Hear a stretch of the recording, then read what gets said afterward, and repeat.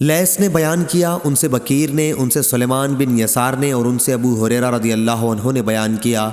کہ رسول اللہ صلی اللہ علیہ وسلم نے ہمیں ایک مہم پر روانہ فرمایا اور یہ ہدایت فرمائی کہ اگر تمہیں فلاں اور فلاں مل جائیں تو انہیں آگ میں جلا دینا۔ پھر جب ہم نے روانگی کا ارادہ کیا تو آن حضرت صلی اللہ علیہ وسلم نے فرمایا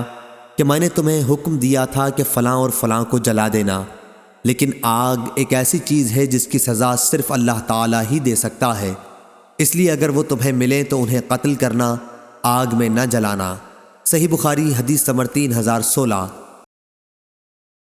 سفیان نے بیان کیا، ان سے ایوب نے، ان سے اکرمہ نے کہ علی رضی اللہ عنہ نے ایک قوم کو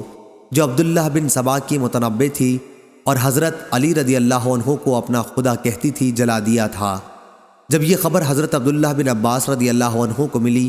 تو آپ نے کہا کہ اگر میں ہوتا تو کبھی انہیں نہ جلاتا، کیونکہ نبی کریم صلی اللہ علیہ وسلم نے فرمایا ہے کہ اللہ کے عذاب کی سزا کسی کو نہ دو، البتہ میں انہیں قتل ضرور کرتا، کیونکہ نبی کریم صلی اللہ علیہ وسلم نے فرمایا ہے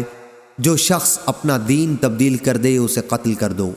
صحیح بخاری حدیث نمبر 3017۔